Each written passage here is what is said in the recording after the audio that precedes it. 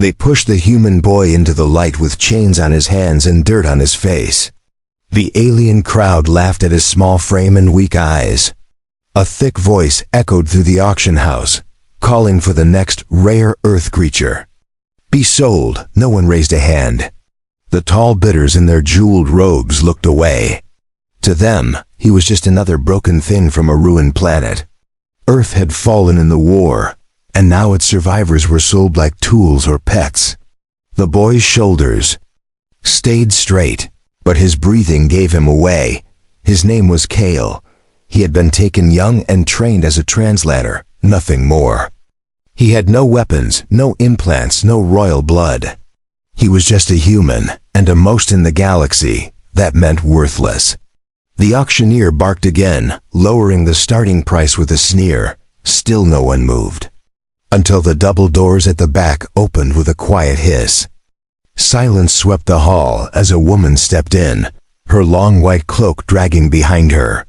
She wore no crown, but everyone in the room bowed at once. Only Kale didn't know why they stopped speaking. She walked slowly, her eyes fixed only on him. One by one, the guards lowered their weapons. Her attendants said nothing. No one dared speak her name, but the sigil on her shoulder revealed everything. She was the High Queen of the Valari Empire, ruler of 3 star systems and commander of a fleet that had crushed whole worlds. Kale stood still as she approached. She was taller than he expected, and her eyes glowed faintly silver. The air around her smelled like crushed flowers and steel. When she reached him, she didn't speak. She didn't ask questions. She simply raised a single hand. "I will take this one," she said, her voice calm and cold. The auctioneer's mouth hung open. Then he nodded quickly and lowered his head. No one challenged the queen, not even the powerful trade barons. Kale looked up, confused and unsure if he should thank her or run. Why? Someone whispered in the back, but no answer came. The queen turned, motioning for her guards to follow. Kale was unchained and placed into a glass carriage, alone. As the doors sealed, he could still hear the whispers outside. Why would the Queen of Velar claim a human? What use did she have for such weakness? Inside the sleek ship, Kale sat with his hands in his lap. The metal walls hummed softly, and the lights dimmed when she entered. She sat across from him without speaking. The silence stretched so long he began to wonder if she had changed her mind. Then she asked a question that didn't make sense. "Do you remember the river planet, the one with the orange skies?" Kale blinked. He had been to many planets during his forced labor, but none like that. He shook his head gently. "No, Your Grace," he answered quietly. She studied his face like she was reading a book. "You don't remember me at all, do you?" she asked. Her tone wasn't angry, just tired. Kale didn't know what to say. He had never seen her before. In his life.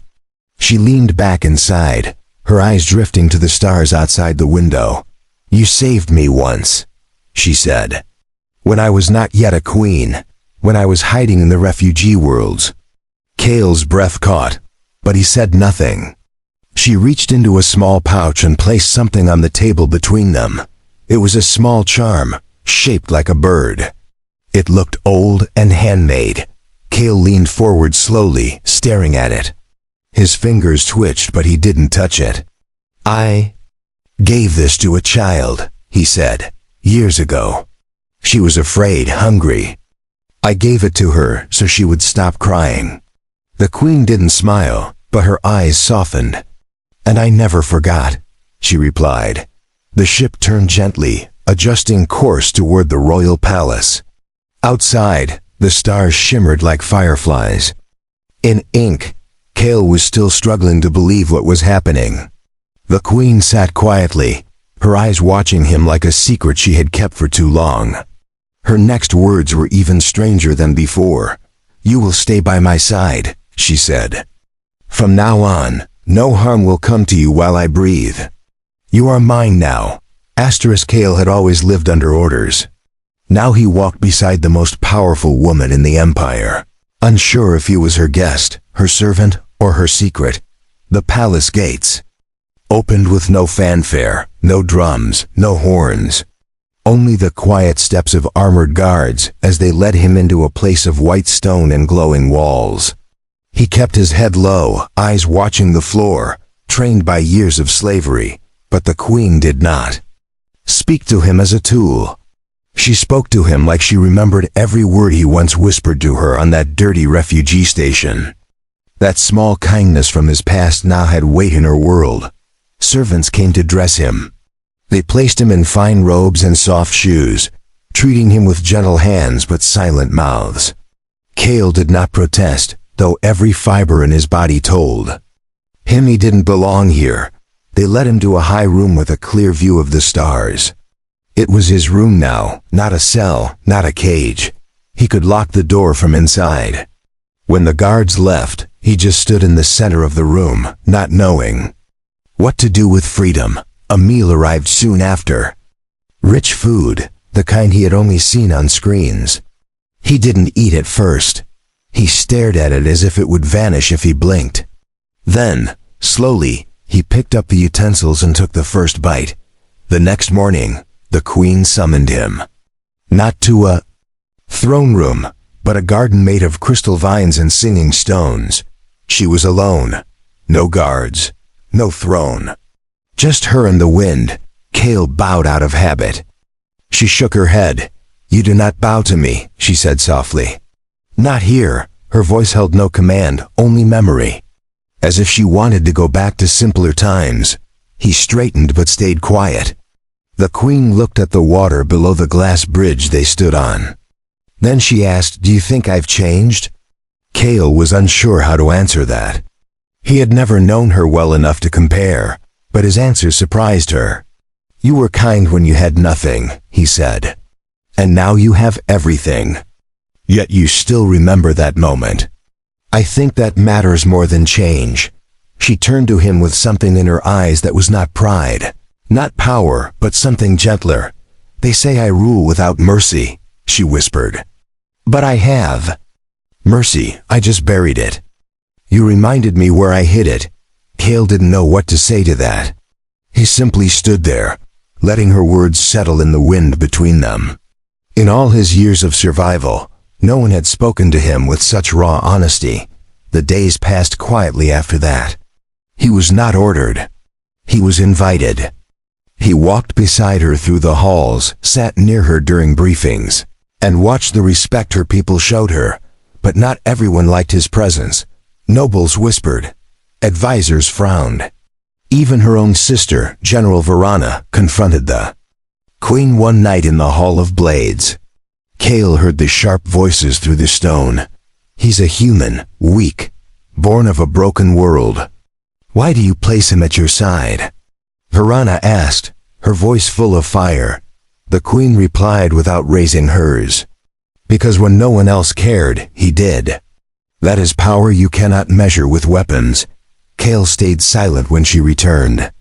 She didn't speak of the fight. She only placed a book on his table, a history of the empire, marked with a note in her hand. "Learn it well. If you stay beside me, you must understand my people." He read every word. Not because she asked him to, but because for once, someone saw him as more than property. More than a translator, more than a fragile human. And he wanted to be worthy of that gaze. One night he found her staring at the stars alone. Her cloak was off, her hair untied. She looked less like a queen and more like the girl from that memory. She didn't turn when he approached. "You still don't know why I brought you here," she said. Kale nodded once. "No, but I'm trying to understand." She looked at him now, her silver eyes calm. "Because they see you as weak," she said. "But I remember when I was weak and you made me feel strong." He didn't reply. She stepped closer, not as a ruler, but as someone who once needed a hand and found his instead. In a galaxy full of cold politics and silent hate, the warmth of that old kindness still burned bright. And in that moment, Kale knew something had changed forever.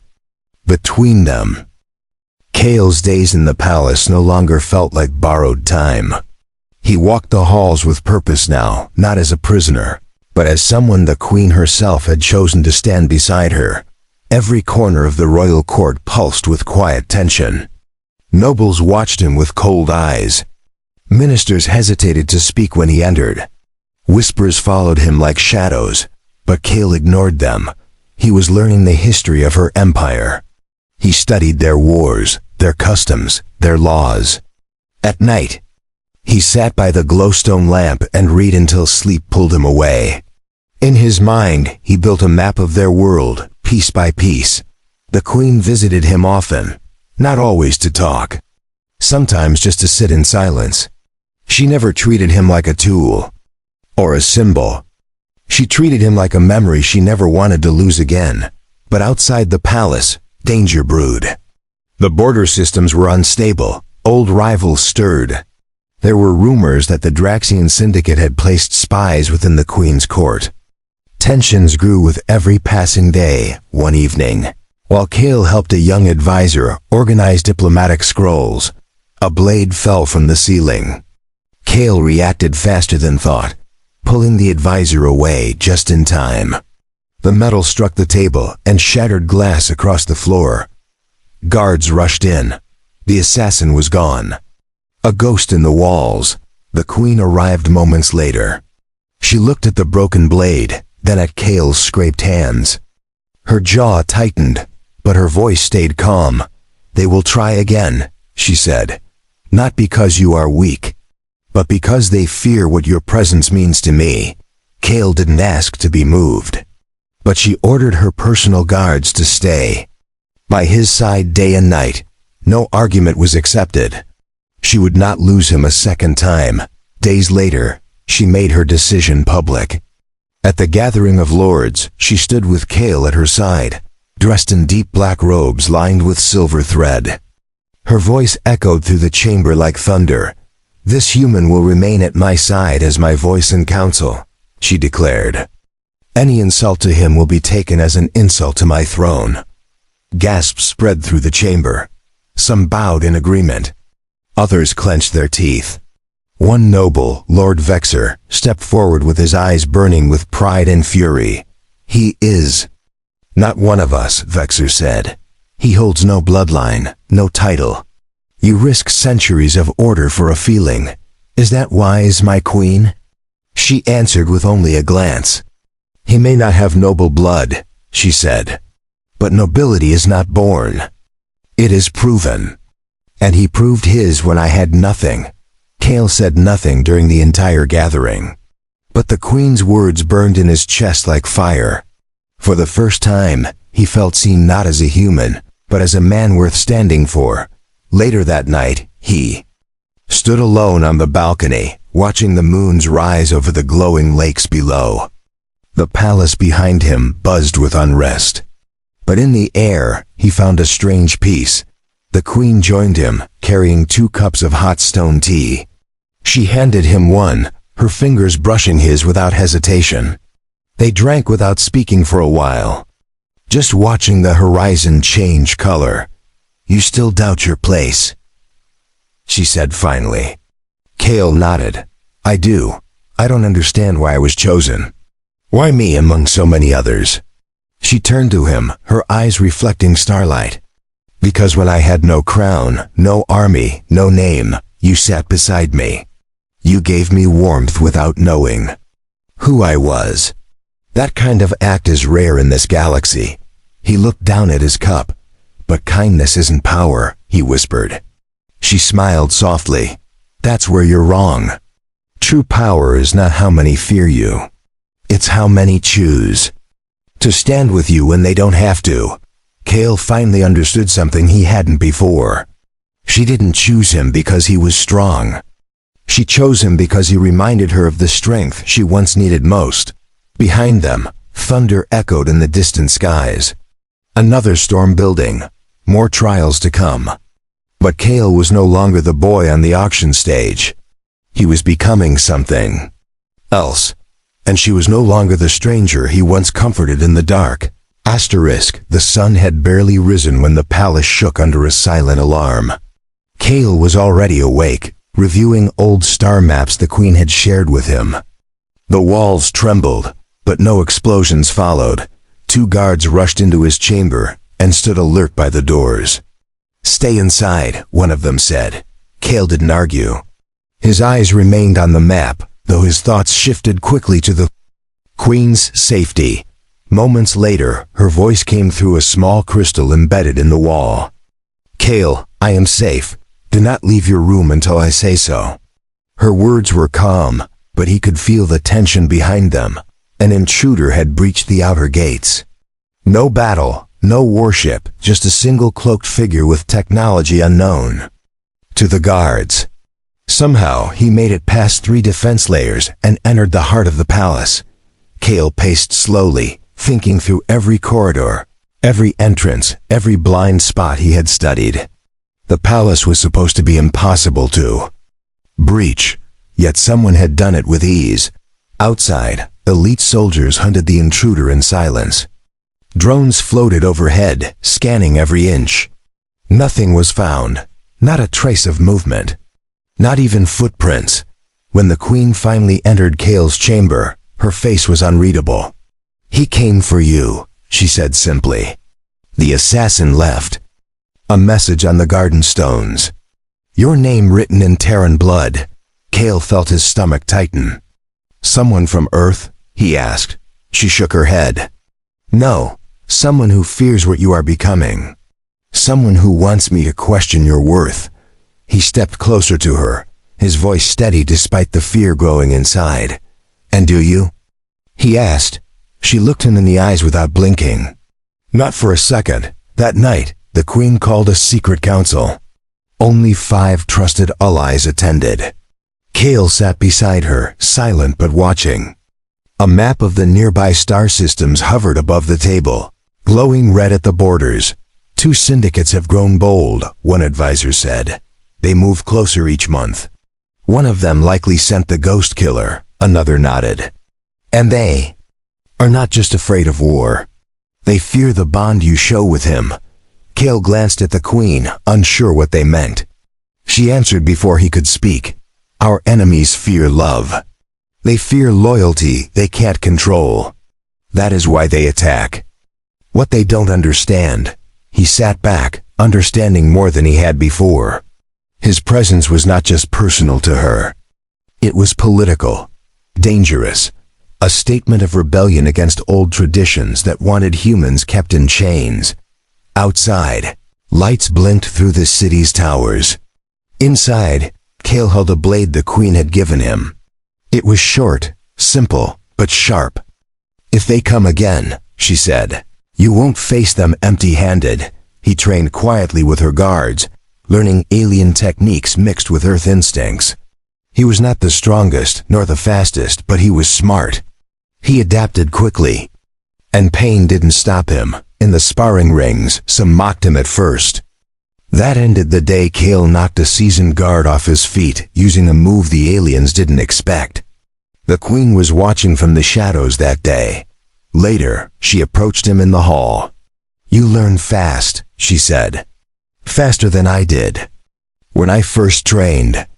Perhaps that's the danger they see in you. Kale gave her a tired smile. I'm just trying not to embarrass you. Her expression softened. You never have. Not once.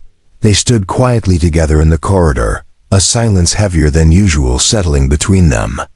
Then, without warning, the queen reached forward and fixed the edge of his collar. Some of them say I've gone mad, she whispered, that I've lost reason by keeping you close. Let them say it. I'd rather be mad and alive than wise and alone. Kale wanted to respond, but no words came, so he placed his hand gently over hers. For a moment, the palace seemed to vanish around them. Then came the news that changed everything. The warning came through a shattered signal from the edge of the Valari Empire. A border station had gone silent, not damaged, not destroyed, just completely dark without a trace. The queen called an emergency command session within the inner chamber. Kale stood beside her, watching as the galaxy map flickered with growing red zones near the unknown sector. "This isn't a usual enemy," said General Verana, pointing to the vanishing signals. "No communication.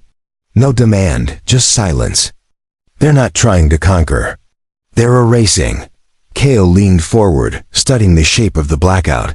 "Why this pattern?" he asked. "It's not random. It's curved. Like something surrounding the Empire from the outside." The Queen nodded. "A trap forming, slow and wide. We may be the center, and they plan to tighten it until we vanish like the others." The council began arguing about military responses. Some shouted for preemptive strikes. Others begged for defensive walls. But Kale's eyes remained fixed on the map, tracing the shape with quiet focus. Then he saw it, the missing piece. A planet on the outer rim that should have been erased. By now, except it wasn't.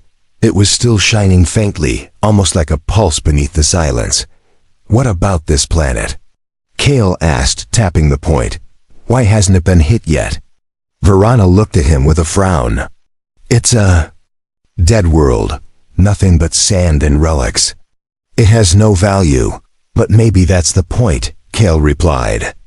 "If I were erasing lights in a circle, I'd leave one off-center to bait attention or hide behind. Maybe that planet isn't dead at all." Silence followed his words. The Queen studied the projection again, this time with new eyes. "Send a scout fleet," she said. "Unmanned drones only. I want eyes on that planet within the hour." Kale stayed behind after the chamber cleared. He stood alone with the Queen in the quiet glow of the map. "You trust my guess?" he asked. She turned to him slowly, her face calm. "I don't follow your guess," she said. "I follow your mind. You see what others miss. And if we survive this, it will be because of what you see." Within hours, the drones reached the mystery planet. The footage returned blurry at first, full of static and smoke. But then the image cleared, and what they saw turned every voice to silence. A tower. Massive, alien, and pulsing with violet light. Around it, thousands of small ships hovered like insects. Not Valari ships. Not Draxian. Not from any known civilization. These were something else, something ancient and waking. Kale leaned closer. The ships had no symbols, no engines, no heat signatures. They moved like they were part of the atmosphere itself. Living machines, drifting in patterns that followed no logic. Then the signal went dark. All drones lost. No explosion. No damage. Just darkness again. The Queen turned away from the screen, her jaw tight with thought. "They are waiting," she whispered. "And they know we're watching." Kale didn't sleep that night. He sat in the palace observatory, staring at the stars, wondering how many civilizations had vanished without a trace before anyone noticed. The Queen joined him just before dawn. She didn't say anything at first. Then she handed him a scroll sealed with her private mark. "If something happens to me, give this to Verana." Kale took it with trembling hands. "Don't talk like that," he said. "You're not going anywhere." She looked out at the light climbing over the towers. "I will protect my people, but I will not protect them with lies. We may face something we can't defeat. If that happens, you must survive." He stood up, eyes burning. "I won't leave you, not again. I didn't save you just to lose you now." She looked at him, a single tear forming in her silver eyes. "Then stay close. Whatever comes, face it beside me. That's all I ask." Their hands met once more in the soft morning light. Asterisk. The enemy finally revealed itself through a signal that wasn't sound or light, but pressure across minds. People across the Empire reported hearing voices when no one was near. Ships drifted off course, guided by dreams that weren't their own. The Queen held firm, refusing panic. She ordered shields strengthened across all border worlds. Scholars were summoned to study the strange mental invasions, but their answers were slow and unclear. Kale walked the palace halls with a weight in his chest. He wasn't a soldier, yet he had never felt more at war. His mind remained untouched. Unlike others who woke screaming or speaking languages they didn't know, the Queen called this difference a gift. Others called it a warning. What if they don't touch him, because he's already one of them? A noble muttered during council. Kale heard it, but the Queen said nothing. Her silence spoke more than any defense. The tension inside the palace grew thicker. Friends turned cautious. Guards whispered to one another. Only the Queen remained steady, and beside her, Kale stood taller than he ever had. One morning, a young servant collapsed outside Kale's room. Her mouth moved, but her eyes were blank. When he knelt beside her, she whispered a single word before falling unconscious. Return. That word spread like fire across every whispered report. Messages hidden in artwork, patterns in ship navigation. Always the same meaning. Return to something. Return to somewhere. But no one knew where. The Queen believed the signal came from the Tower Planet. They are calling back something ancient, she said, or calling others to join it. Either way, the message is growing. Kale stared at the galaxy map again. And what if we trace the signal? Not just the endpoint, but where it echoes the strongest. Like following a drumbeat through a canyon. The Queen ordered her best minds to begin the analysis. Hours turned into days. Finally, they found a pattern, one that led not to the edges of space, but to the very heart of the Empire. Here, Verana said, this moon once held a deep science vault. It was sealed 2 centuries ago. But the signal is bouncing through its core like a mirror. Kale and the Queen flew there themselves with a small team of trusted guards. The moon was cold, barren, with long metal veins buried under rock.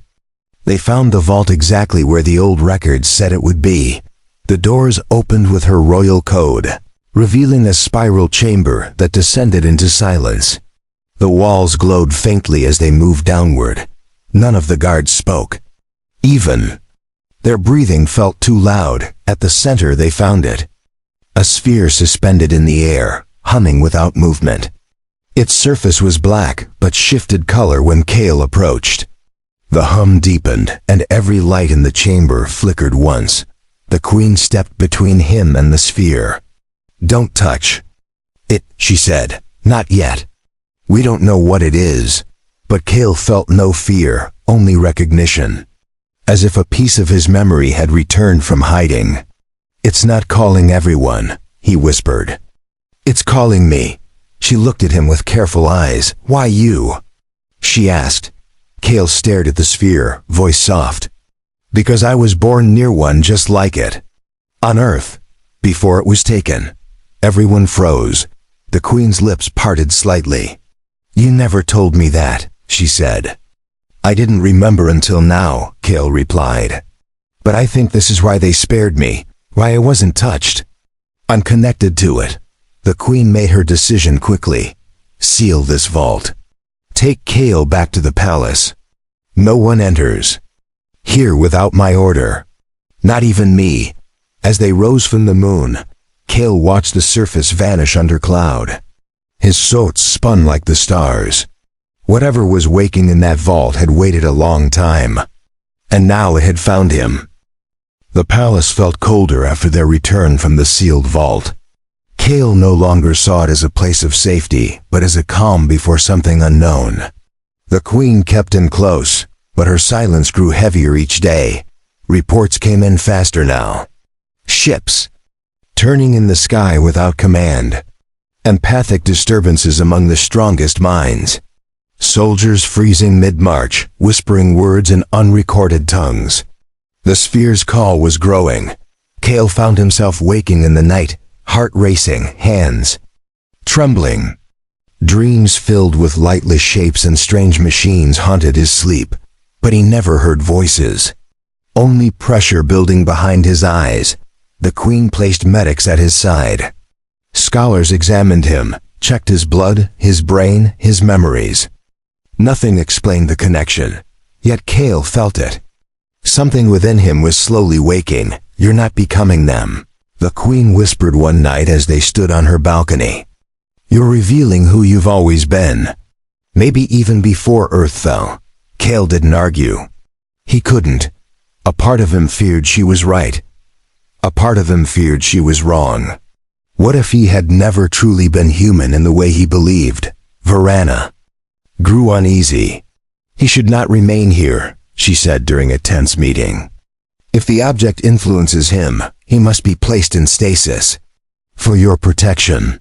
For the Empire's future. The Queen stood without hesitation. The Empire exists because I once had nothing.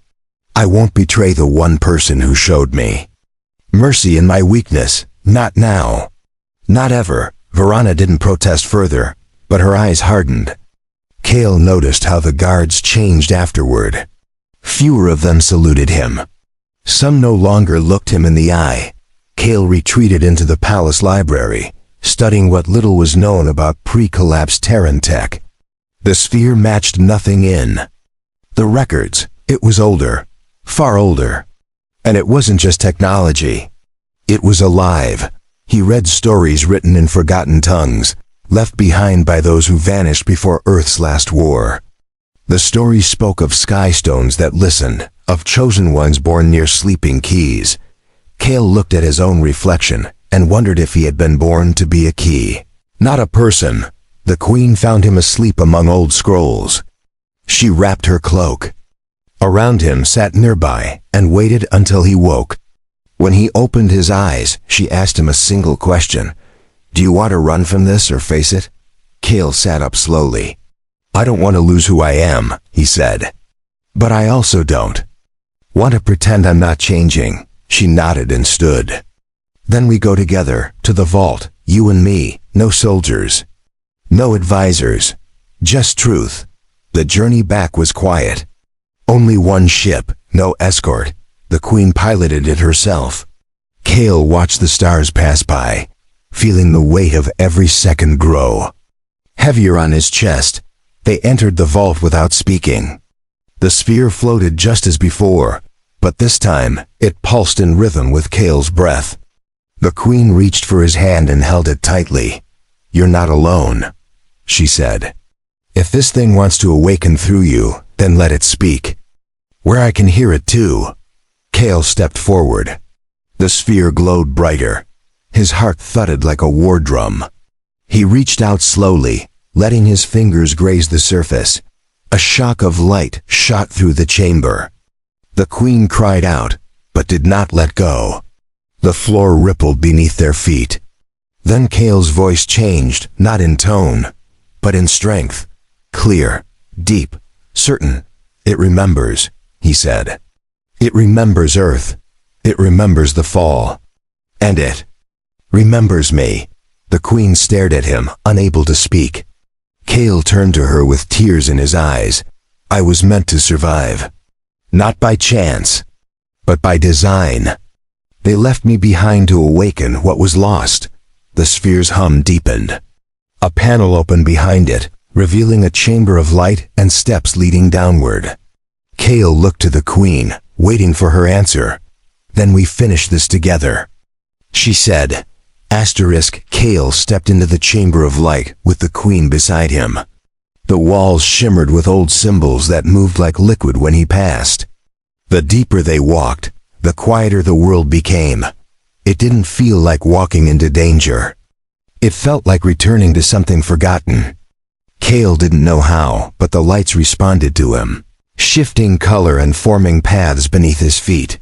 The Queen kept her hand on her blade, but her eyes remained steady. She wasn't here as a ruler now. She was here as the one person who believed in him before anyone else did. At the center of the chamber stood a second sphere, larger than the first. This one floated in complete silence. It did not hum or glow. It waited like something asleep inside a dream. Kale stepped toward it, and the moment he raised his hand, the entire chamber came alive. Lines of light stretched across the floor, walls, and ceiling. A voice, ancient and layered, filled the space. Designated heir, biological anchor. Initiation approved. The queen drew her blade at the sound, but Kale raised his hand. "It's not attacking," he said. "It's recognizing me. It's confirming something I was meant to be." The voice spoke again. "Backup civilization. Protocol active. Guardian presence confirmed. Genetic match achieved. Deploying memory core." From above, a beam of soft gold light fell upon Kale. Images flashed through his mind. Earth before the war. Great cities of peace and science, machines that sang, skies without fire. Then came the end, the burning, the betrayal. The decision to hide their legacy not in machines, but in a single child. One placed far from battle, far from notice. Protected. My fate. Kale dropped to his knees. He wasn't just a survivor. He was a seed, a message in human form. A living archive of what humanity once was and what it could become again. The queen dropped beside him. "Tell me what you saw," she whispered. Kale turned to her, his voice trembling. "They didn't want to fight. They wanted someone to remember, someone who could rebuild. They made me that someone." Behind them, the sphere shifted. A doorway opened, revealing a vault of crystal structures glowing with soft pulses. The air felt like breath. The silence felt like hope. "These are their memories," Kale said. "Blueprints, knowledge, all of it. They didn't just save me. They saved everything inside me." The queen stood and helped him rise. "Then we protect it. We rebuild what was lost. And we do it together." As they exited the chamber, the first sphere outside responded. Its violet light changed to blue, then to white. A signal shot into the sky, past the moon, past the stars, toward the edge of the galaxy. Across the empire, every affected mind grew still. The voices stopped. The disturbances ended. Ships righted themselves. And the fear that had been growing like a storm finally broke. Piranha received the message aboard the Queen's warship. A direct transmission from Kale, marked by the royal seal. She read it once and nodded. The awakening was never the threat. It was the cure. The Queen and Kale returned to the palace as word of their discovery spread. Kale was no longer called fragile, no longer dismissed. He was now known by a new name, the Living Archive. He stood beside the Queen not just as a symbol, but as a partner, a teacher, a reminder. The Empire began to study the vault under his guidance. Earth's lost wisdom became their future, but Kale remained the same in one way. He never saw himself as a savior. He saw himself as the boy who gave a scared child a wooden bird to make her smile. One evening, in the same garden where she first invited him to walk beside her, the Queen gave him a gift. It was the same wooden bird he once carved, now plated in gold. "Everything began with this," she said. "Not because of the wood, but because you chose kindness when the galaxy offered you none." Kale placed the bird on the stone table and took her hand. "Then let's build a world where everyone remembers how powerful that choice can be." And together, they did.